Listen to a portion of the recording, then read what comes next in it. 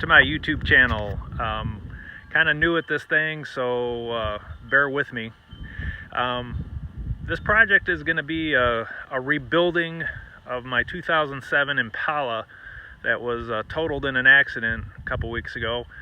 It was a pretty good crash, and there's a lot of damage to it, but I think it's rebuildable, and since the alternative is sending it to the scrapyard for its demise, I thought I'd try and put it back together and drive it again. And so we'll see how this progresses. The thing we'll do is we'll talk a little bit about the damage it received. I'm not going to do a step-by-step process of tearing it down and all that. There will be some specific things that I'll show step-by-step on the rebuilding process, such as replacing the axles, replacing the lower control arm, and things like that maybe somebody can find useful. But as far as deconstructing the car to find all the damage, we're just going to talk about it, and you'll see the end results. We'll take a look at it. And now, as it stands, I've already done some disassembly and got a better idea of the damage involved. I said it was pretty extensive. There's no doubt that this car is totaled insurance-wise. We had liability only on it, so it wasn't going to get fixed either way by the insurance company. Michigan's a no-fault state, but that's a whole nother story. But even if it would have been full coverage, it would have been totaled. There's probably, my guesstimate, probably $4,000 or $5,000 worth of damage to the car. So they wouldn't have repaired it. They would have totaled it. They would have handed me a check, and they would have taken the car and sold it at auction. But since it's liability only, and basically I own the car, I'm going to try and piece it back together with not only new parts, but maybe some junkyard parts, and hopefully get it back on the road by the summer. It's now December 30th, day before New Year's, so hopefully by the end of next summer we'll have it up and driving and going down the road under its own power, looking good. So first thing, we'll take a good look at it here. The car got hit right here in the left fender door area. A lady turned left into my wife, causing really most of the damage, and then our car was forced off the road up an embankment and hit a tree, causing most of the front end damage. As you can see, the lower valance, or the lower bumper cover, is totally trash, along with the fog light, and the fog light covers the lower grille. Coming up a bit, the biggest thing here, as you can see, I don't know if you can see in here, it'll be right about there. You can see the lower radiator support has been crushed up and back, which the radiator's still intact, the air conditioning condenser's still intact. The only problem with leaving it like that would be I wouldn't be able to get the hood lined up correctly and to close correctly. So that's going to have to be taken care of. If it was going to a body shop, they would basically cut that piece out, weld in a new one. The replacements for that aftermarket are about $180, but it requires cutting and welding. And to tell you the truth, I'm going to try and straighten it with a come along and some 2x4s and some brute force, and see if I can't get it back into alignment. And of course, the headlight over here was beyond repair. It was in pieces. If there wasn't snow on the ground, you could see all the pieces that were left over. Coming around here, you can see the lower control arm is actually broken. The axle is broken. The strut is actually intact.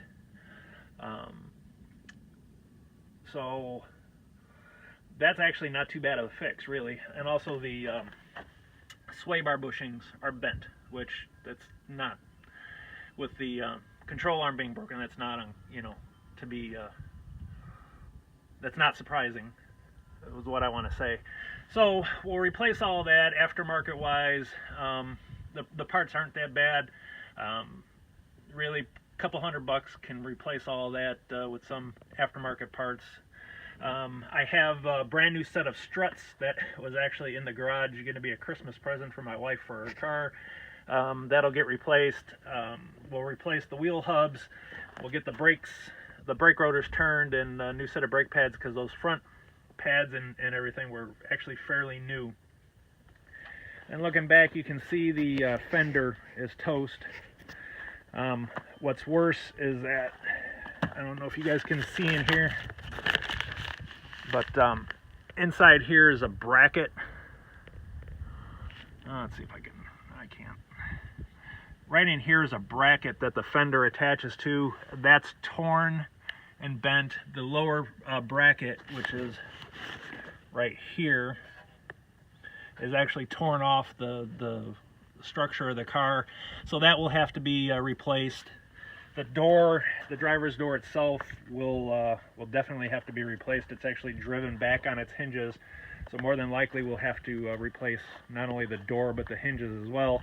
Luckily those can be removed fairly easily, and the only trouble right now is finding a door in the junkyard. These driver's doors go quick. You can see here that the door is actually gapped open probably about an inch at the top. That's why we've got the plastic on it. Other than that, basically it's just all the little trim pieces. There's a bumper support up here. Let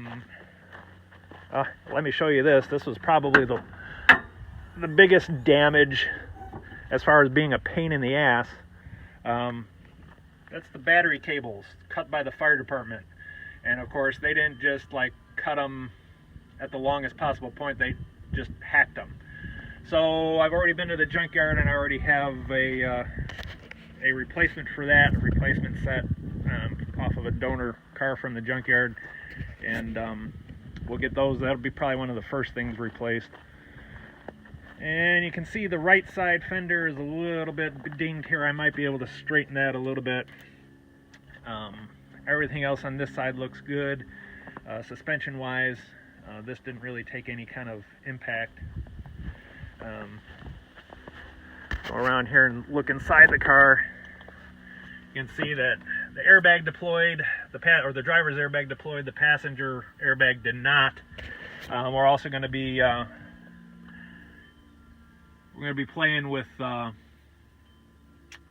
airbag system. I have a replacement airbag already. I have a new airbag controller. I do have a code reader that will reset airbag codes, so we should be good to go. The other interesting part is that my wife had her window down a little bit. Not only did that window not break, it actually rolled back up. So I guess the glass will still be salvageable out of that. So anyhow, just wanted to give you a head start on this video. This will be the first installment. Be quite a lengthy process. Like I said, I think the next thing I'm going to do is get a come along and some chains and some block and tackle and try and pull that radiator support, pull it out first, and then if I can get it out, I can probably get the radiator out and start pounding it down flat. That should straighten everything out up here. Other than that, the structure up here in the top, which is actually what carries most of the crash resistance, is intact, and it's not damaged. It's just got its rust from being an 11-year-old car. Like I said, most people would say, why you bothering?